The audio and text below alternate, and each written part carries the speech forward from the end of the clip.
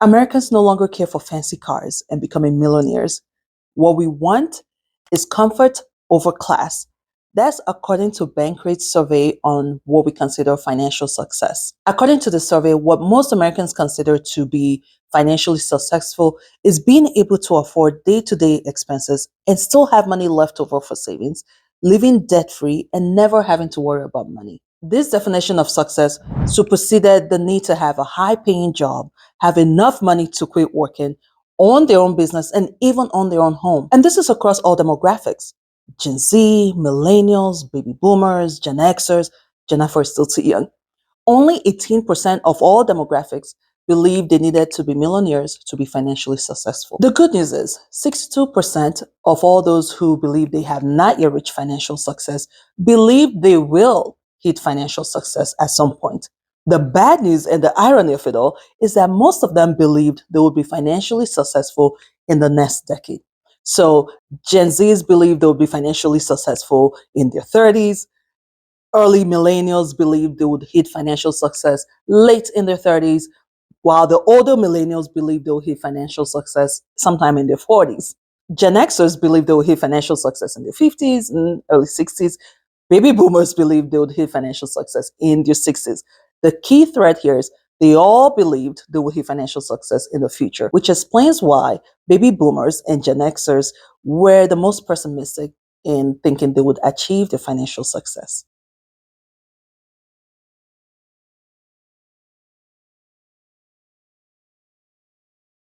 If we break it down by gender, race, and income, at 31%, women are more likely to believe they will never achieve financial success than men. White male are more likely to believe they would not be financially successful than their counterparts, Black Americans and Hispanic Americans. And when it comes to income, lower earners, lower income are more likely to believe they will never achieve financial success. Among those who stated they were yet to hit financial success, they were asked to indicate what they believed they needed to achieve financial success. And it was the usual suspects: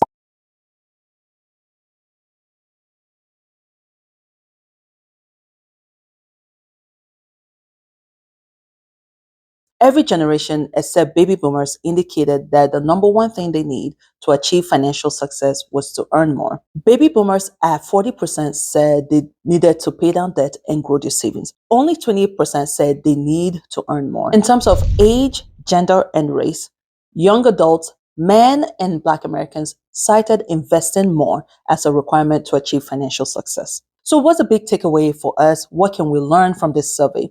Well, the good news is 62% of the people believed they will achieve success. And that's great, because if you believe you can, fill in the blank, then you can.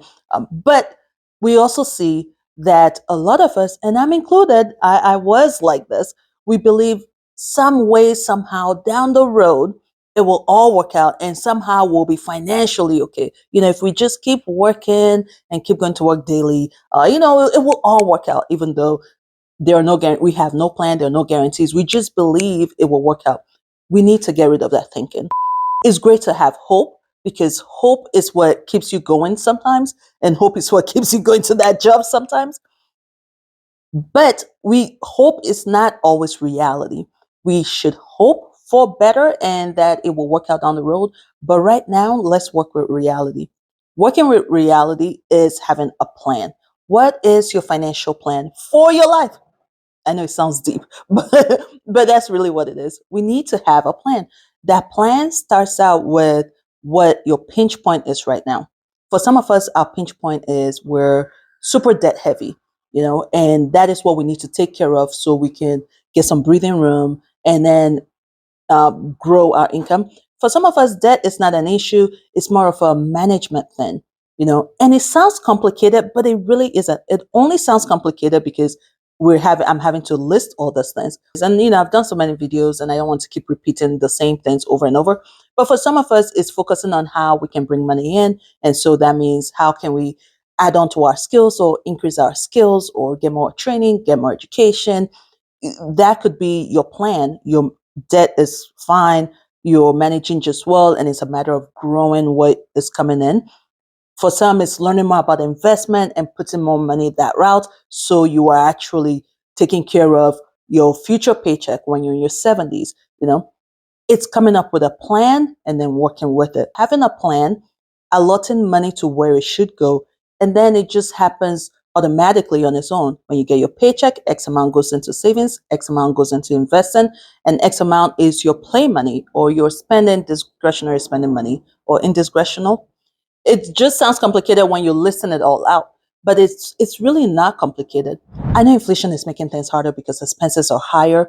It's not going to be this way forever.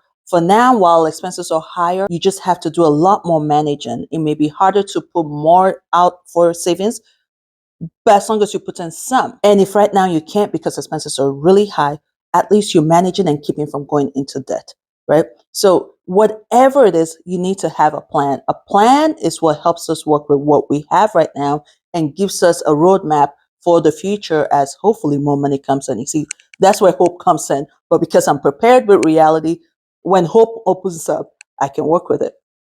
Opportunity and preparation, boom. All right. What are you taking away from this? I'm going to link the survey in the description below so you can all read it. I just give you a summary of it, but so you can, if you're interested, you can go in and take a look at the numbers. I think it's a wonderful survey. And I'm happy to know that a lot more people are also realizing it's not about making $1 million. Who cares? I couldn't care less about the figure. I just want to be able to pay my bills and put some in savings and also enjoy my today living, right?